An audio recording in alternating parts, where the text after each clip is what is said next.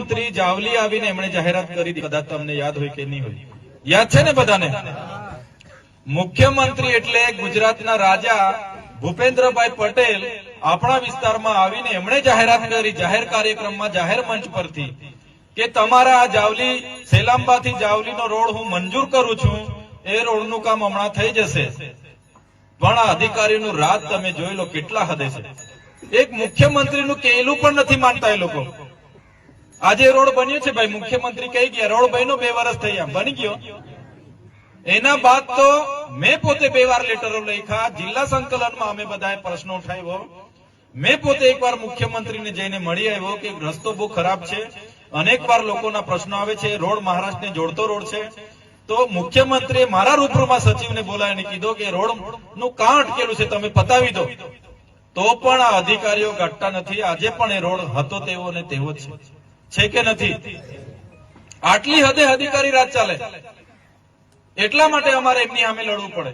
હવે મુખ્યમંત્રી અહીંયા જાહેરમાં મંજૂરી આપીને જતા હોય તો રોડ તો બની જ જવો જોઈએ ને, કેમ બનતો નથી? તો આ અધિકારી રાજનો એક નમૂનો છે.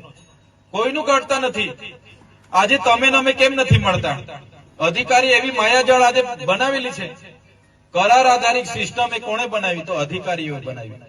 આરોગ્યમાં કરાર આધારિત, શિક્ષણમાં કરાર આધારિત, તમામ ક્ષેત્રે કરાર આધારિત. તમે આજે જોઈ લો, જે આધાર કાર્ડ સરકારે આપ્યા છે, જે રેશન કાર્ડ સરકારે આપ્યા, કટિયામાં નામ આપણું હોય એટલે આપણે ખેડૂત તરીકે આપણે પૂરું થઈ જાય. કટિયામાં નામ આવી ગયું એટલે આપણે ખેડૂત. છતાં અધિકારી કેવી માયાજાળ બનાવે છે. આપણા લોકોને ક્યારે નવરા નહીં રાખવાના. આપણા લોકો નવરા પડી જાય એટલે રોજગારી માંગે, ભાઈ અમને રોજગારી આપો, નોકરી આપો, અમારે ત્યાં શિક્ષક નથી, શિક્ષક મૂકી આપો, અમારે ત્યાં રસ્તો નથી, સારો રસ્તો બનાવી આપો, કપાસનો ભાવ હારો આપો, તુવેરનો ભાવ હારો આપો. આપણે નવરા હોય તો સરકાર અમે બોલીએ ને.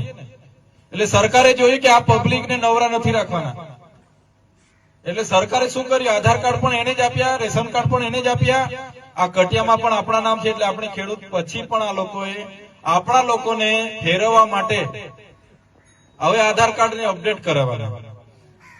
કાઢ્યું તો કે નથી કાઢ્યું? હવે તમે જ આધાર કાર્ડ આપો છો તો પછી તમે જ જાહેરાત કરો કે આધાર કાર્ડ અપડેટ કરાવો, નહીં તો તમારા છોકરાઓની શિષ્યવૃત્તિ બંધ, તમને લાભો મળે છે બધા બંધ. ભલા ભાઈ, આધાર કાર્ડ તમે આપ્યા ને એ જ આધાર કાર્ડ માટે અમારે પાછું લાઈન ઉપર 2-2, 3-3 મહિના આટા મારવાના. પાછું એ પૈતું નથી ત્યાં સુધી રેશન કાર્ડ નું કાઢ્યું કે ભાઈ રેશન કાર્ડ ની કેવાયસી કરો, નહીં તો હવે અનાજ નહીં મળશે. કીધું તું કે નહીં કીધું? હવે 2-3 મહિનાથી આપણા લોકો હવે રેશન કાર્ડ પાછળ પડ્યા. મામલતદારમાં આખો દિવસ ઉભા રહે, લાઈન પર વારો ના આવે, બીજા દિવસે જાય, ત્રીજા દિવસે જાય. એક પરિવારના લોકો અઠવાડિયું ચાલે છે ત્યારે કેવાયસી થાય છે.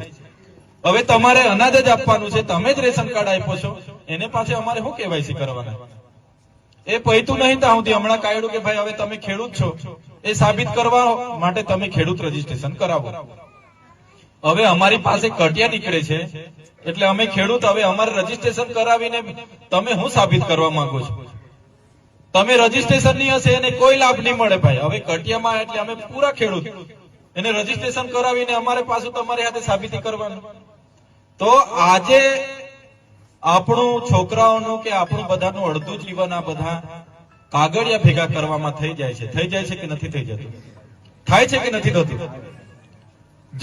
જન્મ લીધો એટલે દેશના નાગરિક તરીકે સાબિતી કરવા માટે તમે કોલવાણ, સાગબારાના, નર્મદા જિલ્લાના ભારત દેશના નાગરિક તરીકે તમારે સાબિત કરવા માટે કેટલા પુરાવા આપવા પડે છે? થોડા પુરાવાનું હું હમણાં કેમ તમને. જન્મનો દાખલો લાવો, કે છે કે નથી કહેતા?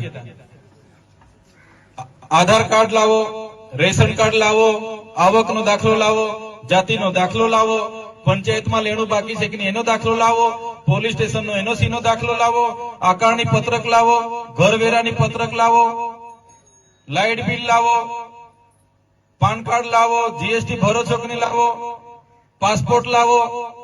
કેટલા જાતના દાખલા આપણે આપવાના, કેટલા જાતના કાર્ડ આપવાના? આખા કાર્ડ ભેગા કરી કરીને તો આપણી આખી જિંદગી કાર્ડમાં જતી રહી છે. સાચી વાત છે કે ખોટી વાત છે? હમણાં તો કેટલાક લોકો કહે કે ભાઈ અમારી પાર્ટીનું તમારા પર કાર્ડ હોય તો લાવો, બાકી લાભ નહીં મળે. કે છે કે નથી કહેતા? તો અમારા છોટુ દાદા કહેતા હતા આટલા બધા કાર્ડ અમારે ભેગા કરવાના એના કરતા મારા માથા પર કેટલું બજેટ આવે એવું બજેટ કાર્ડ બનાવી આપો તો ખબર પડે ને આપણને કે ભાઈ આપણા માથા દીઠ કેટલું બજેટ આવે છે. આપણે આટલા બધા ટેક્સ ભરીએ છીએ, ટેક્સ નો કોઈ હિસાબ આપતું નથી, તો આટલા બધા કાર્ડ બનાવો છો તો બજેટ કાર્ડ પણ આપો કે મારા માથા દીઠ પર કેટલી ગ્રાન્ટ આવે છે. એ કરવું નથી, પણ લોકો નવરા નહીં પડે એટલે લોકોને 70 જાતના. હમણાં તો તમને કેમ માનો કે આ ખેડૂતે હમણાં કઈ લાભ લેવાનો છે, ખેડૂત કોઈ ઓફિસે જાય ને એટલે પેલા તલાટી કે મામલતદાર કે ભાઈ હયાતીનો દાખલો લઈ આવ કે તું હયાત છે.